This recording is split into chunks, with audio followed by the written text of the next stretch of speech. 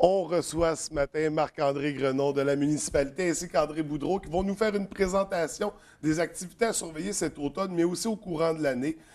Donc, la programmation, ce qu'on va pouvoir faire, à quel moment on va pouvoir aller patiner, par exemple. Alors, bienvenue à tous les deux à l'émission. Ça va bien? Oui, ça va très bien.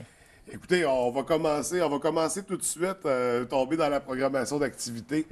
Donc, là, ça recommence avec la rentrée scolaire. Les services recommencent également parallèlement.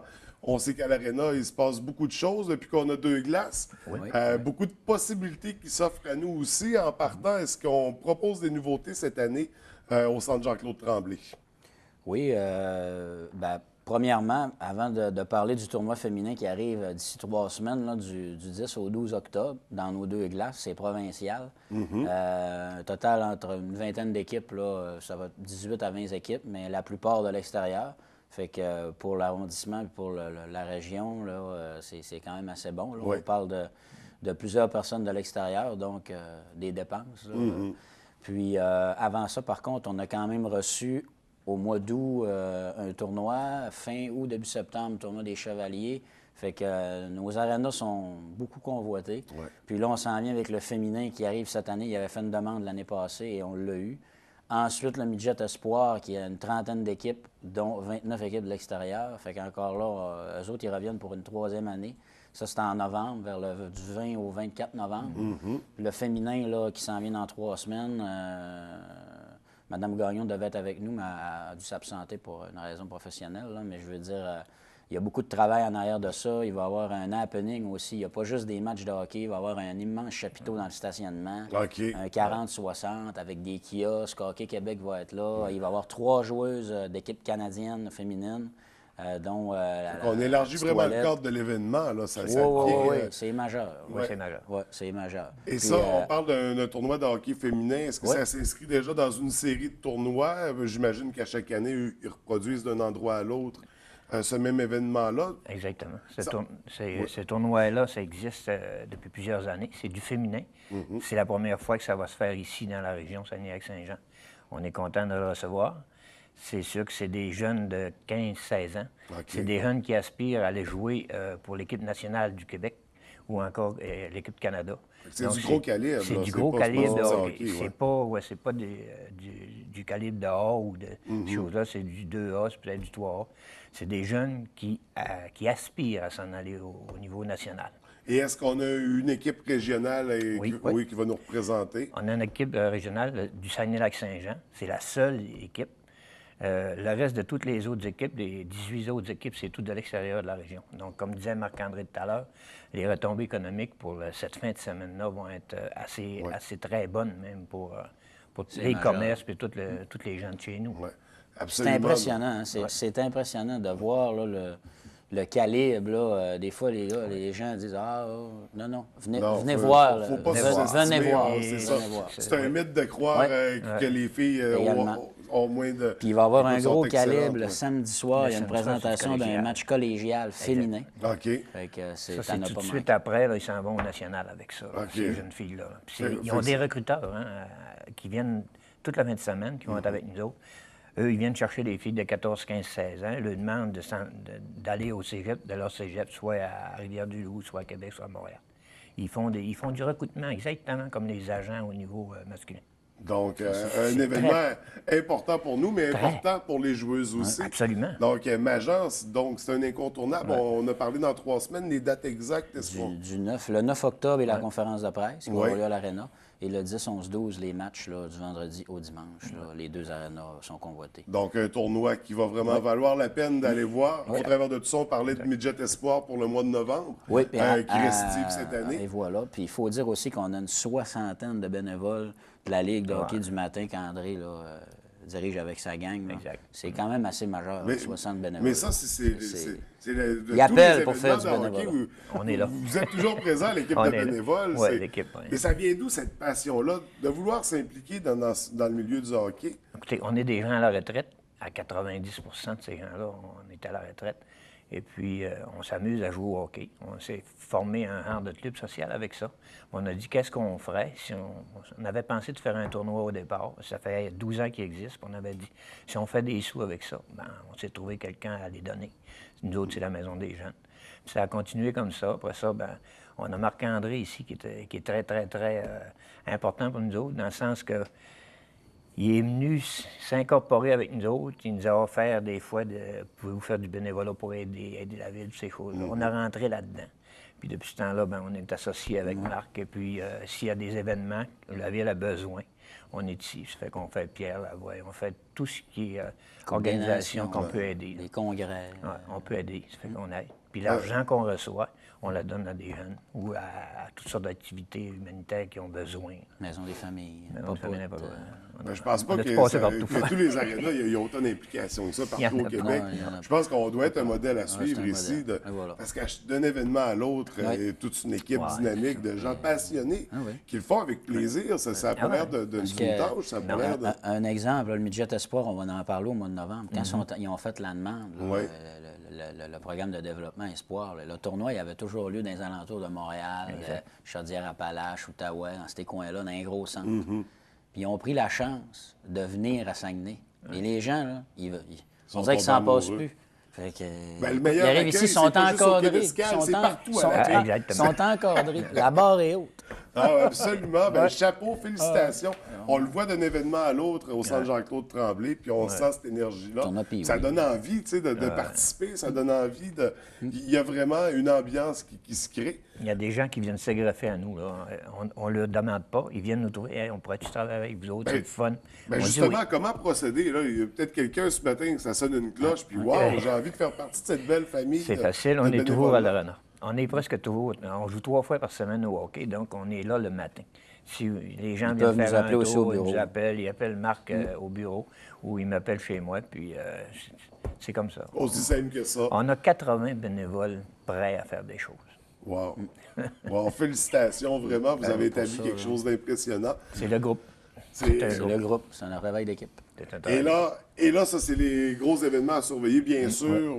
Après la période des fêtes aussi, là, il va y avoir nos tournois habituels. On aura l'occasion d'en rediscuter. Sinon, si on parle un peu de la programmation de l'Arena, il n'y a pas juste du hockey.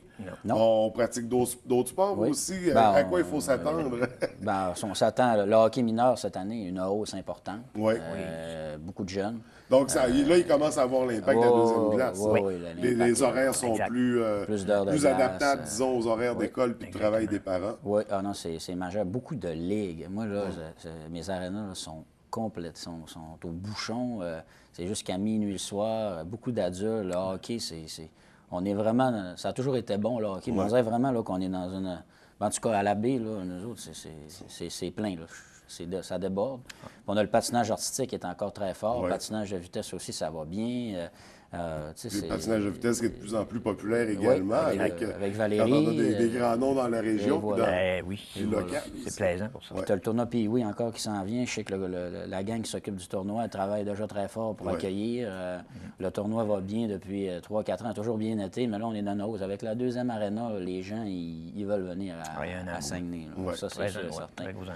Puis on a le patinage libre aussi. C'est important de mentionner que le patinage libre pour tous commence samedi qui s'en vient, le 21 septembre, de 19h30 à 20h30 à l'Aréna Jean-Claude Tremblay. Et cette année, il y a une nouvelle petite procédure. Il y a le prix à l'unité, mais vous devez vous procurer une carte pour 20 séances, ça coûte 25 20 séances, 25 Puis sinon, il y a le prix à l'unité, 3 pour l'âge d'or, ainsi de suite, là, en décembre. Et ça se reproduit à tous les samedis. Tous les samedis. Il y a du patinage libre, on va en profiter. Des fois, il y a des annulations, c'est ça qui est de valeur. Des fois, on n'a pas le choix, des tournois, des événements.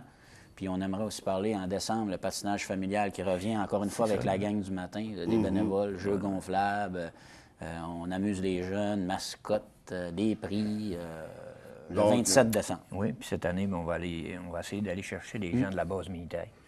Parce que ces gens-là, entre Noël et Jour de l'An, les gens partent dans leur famille, mais il y a plusieurs familles qui restent à la baie, en fait, pour le travail. Puis cette année, on va essayer d'aller chercher ces familles-là pour dire, venez vous greffer avec nous autres. Absolument. Pour sortir ces gens-là de leur milieu, puis les ramener avec nous autres. Après ça, regarde, si on va aller chercher ces gens-là une fois, la deuxième fois, on va aller chercher pour de bon. Absolument. Donc, une grosse édition qui s'annonce Oui, pour le oui. 27 décembre. Oui, c'est très gros. On aura probablement l'occasion d'en reparler Absolument. avant pour inviter les gens à y Absolument. participer. Oui. Et là, on va sortir un peu de l'aréna. On va faire ça rapidement parce qu'encore une fois, on va avoir l'occasion d'en reparler. On sait que la pêche blanche, donc on organise des activités autour de ça. Maintenant, il y a du changement avec la pêche blanche. Est-ce que ça veut dire qu'il y a un changement aussi au niveau de l'implication de la ville et des activités? Oui. Bien, écoutez, pour faire une histoire, on a entendu parler beaucoup dans les journaux. Anciennement, c'était 2 associations bénévoles qui s'occupaient des différents sites. Mais depuis 2011, où il est arrivé un incident malheureux, on n'a pas perdu une perte de vie, mais je veux dire, on a quand même ramassé des tracteurs dans l'eau. On n'attendra pas de perdre des vies non plus. Là. Fait que là, la ville, comme dit en haute direction générale, on dit, là, il faut sécuriser les sites. Fait qu'on a créé un comité des glaces à la ville de Saguenay, où tous les services gravitent autour de ce comité-là, dont je fais partie. Puis on a le directeur des travaux publics, on a l'urbanisme, le service génie civil, on a plein de choses. Puis on n'a pas eu le choix, il a fallu mettre ça sécuritaire. On s'entend là, que c'est plus 100 cabanes. C'est 13 à 1400 cabanes pendant 9 semaines. Fait que là, on a amélioré la signalisation, la surveillance policière, on récupère, on fait affaire avec Zip Saguenay. Puis là, il y a eu un virage, là, la ville était rendue là, avoir un virage administratif, puis de concentrer, d'avoir comme une fusion, puis de donner à une organisation qui est Contact Nature, qui est connue, qui va s'occuper de la pêche avec la ville. Nous, la ville, notre mandat ne change pas, sauf qu'on va parler avec un interlocuteur qui est le... Puis moi, à matin, j'aimerais ça dire un gros merci aux associations, parce que moi, j'ai travaillé 8 ans avec ces gens-là en place. Puis ils ont fait un gros travail, puis c'est gros la pêche, c'est des grosses affaires, puis t'es 600 cabanes par village, il y a beaucoup de public, t'as affaire à différents types de personnes, c'est complexe. Des passionnés aussi. C'est des passionnés, puis là, plus ça va, plus il y a de gens, plus il faut être sécure. Fait que là, la ville a fait un move, puis cette année, on est l'an 1 avec Contact Nature, on a des rencontres tous les semaines, ça va bien, on a hâte de commencer, eux aussi. Puis ils ont le créneau aussi avec le camping Jardin de mon père, le Bexy, la passe au saumon, ils ont l'expérience là-dedans aussi. Fait que on va lui souhaiter bonne chance aussi, puis on va être là aussi pour les aider. Là. Puis pour les aider il y a encore des activités, les activités, ça va venir aussi. Là. Il va encore avoir des carnavals, même que Contact Nature va rentrer en contact avec les associations qui étaient déjà existantes pour avoir des queues. S'ils veulent s'impliquer encore, la porte est ouverte. Fait qu'ils ont l'expérience aussi. Fait que on va peut-être revenir avec notre tournoi de hockey pound, hockey sur étang. On va voir, eux autres vont être en mesure peut-être de plus développer. Donc, les activités habituelles risquent de revenir, puis avec peut-être encore plus. Mais là, l'an 1, on va faire l'an 1. C'est ça. Rôder ça tout comme il faut. Il va en avoir des activités, mais peut-être qu'on ne s'éclatera pas dans les activités cette année. Mais il faut se donner la chance d'essayer au moins une année. C'est ça. Donc, puis c'est certain qu'une année, c'est pas représentatif de ce que ça va être après non plus. Exactement. Puis les gens aussi, des fois, je vois sur Facebook, sur le site Adepte de pêche, que les gens, là, il y a des petites questions au niveau pourquoi vous augmentez le prix, parce qu'on passe de 65 à 85 plus taxes. Tout devient commercial. Les gens vont avoir accès au débit, au TPV, des choses comme ça. C'est des changements. Mais nous, la ville, ces argents-là va servir justement à déneiger les sites. On récupère tout le déneigement. Fait que ça prend des sous un moment donné pour sur payer. la pêche blanche, finalement. La pêche blanche, c'est 300 000 qu'on investit à la ville pour 9 semaines. C'est un service au public. Ça revient à 275 la cabane. Mais on charge 85 plus taxes. À un moment donné, ça prend une participation. on n'a pas le choix. Absolument. C'est un peu ça. Donc, ça sera à surveiller pour cet hiver. On en reparlera de toute façon. Oui. Écoutez, messieurs, c'est un plaisir de vous recevoir. On vous souhaite Merci à toi. des bons tournois de hockey, un bon lancement de la programmation régulière. Puis on va se revoir pour discuter du tournoi féminin, j'imagine. Oui. Donc, on prend rendez-vous. Merci beaucoup. Merci à toi. Merci. Bonne journée. Bonne journée.